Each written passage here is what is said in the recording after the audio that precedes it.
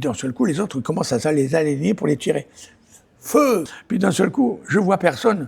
Et on a gardé les fermes comme ça.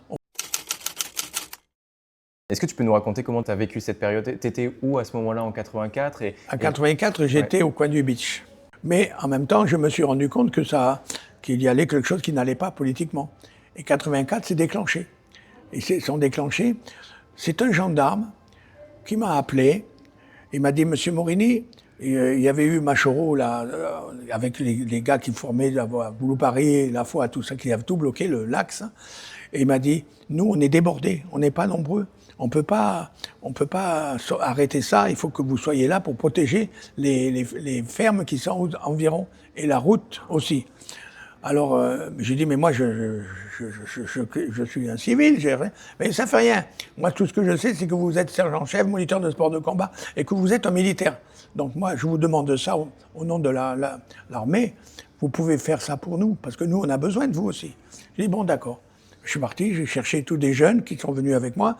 On a ramené du monde, 300 gosses, 300 jeunes, 400 jeunes, 700 jeunes.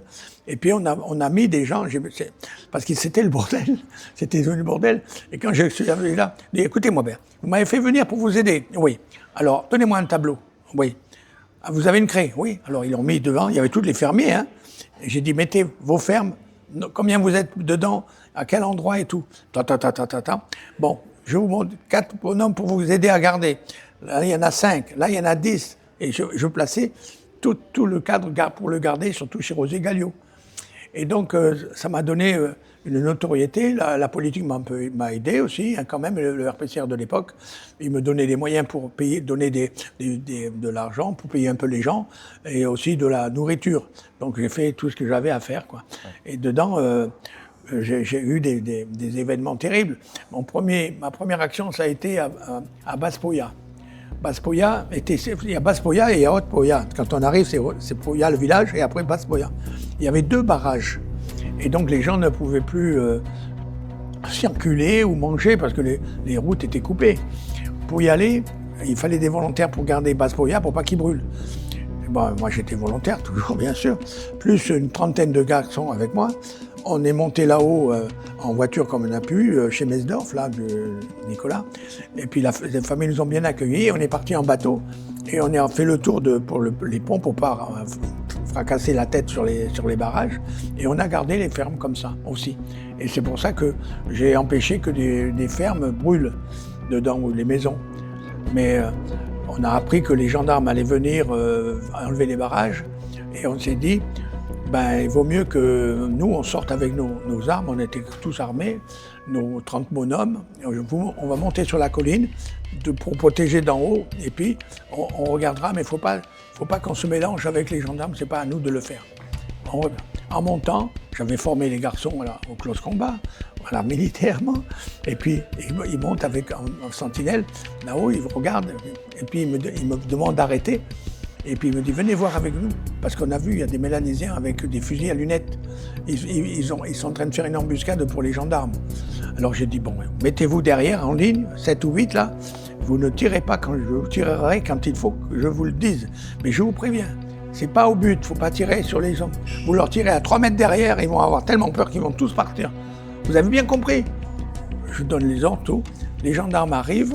Il y avait un Puma qui arrivait aussi, les pauvres gendarmes, ils n'avaient pas des grenades offensives, c'est presque à plâtre, des cartouches, hein, bon. Les pauvres, alors ils ont débarqué, et puis d'un seul coup, les autres, ils commencent à les aligner pour les tirer. Feu! Ils ont tous tiré derrière à 3-4 mètres, ils ont tous pris les fusils, ils sont tous barrés. Et le Puma a fait la photo et tout, et dedans, le général a été courant que j'avais sauvé des gendarmes à cette époque-là, de l'embuscade. D'accord. Voilà, et puis, nous, on était restés là-haut, j'ai pris 15 gars qui devaient descendre, ils voulaient se doucher et tout, et puis on a laissé les armes là-haut, sur la colline. On descend en bas, on prend la douche, et puis d'un seul coup, et on vient me prévenir, il me dit, attention, ils ont commencé à brûler une maison à Basse-Poya, il faut y aller. J'ai dit, on y va, mais on n'a pas les fusils. Ça fait rien, là-bas, ils ont des fusils, on les prendra sur place. Je pars en courant, ils étaient que 5 ou 6 derrière moi seulement, hein. Il n'y avait pas 15, il y en a encore, ils n'ont pas venu. Je cours, puis d'un seul coup, je vois personne à droite, personne à gauche, personne. Je dis, mais je cours tout seul. Je m'arrête plus vraiment. Ils étaient tellement dans l'axe de moi que leur tête et les oreilles ne dépassaient pas des miennes. J'arrive là-bas, et il y avait des Mélanésiens qui attaquaient les fermes, les petites maisons et tout. Et je vois un propriétaire d'une villa, d'une maison, avec sa femme et les enfants. Et puis je l'arrête, j'ai dit, vous allez où? Moi, je vais mettre mes enfants et ma femme à l'abri. Monsieur, vous avez votre fusil. Descendez, prenez votre fusil. Madame, vous savez conduire. Oui, monsieur, prenez les enfants. Allez vous mettre à l'abri tout de suite. Et je l'ai ramené dans sa maison avec son fusil. On n'avait qu'un fusil. Mais les Mélanésiens, ils ont vu qu'on s'était tellement organisés qu'ils ont arrêté. Et ça s'est arrêté là. Voilà. Ça, c'était l'affaire de Baspoya, ma première affaire.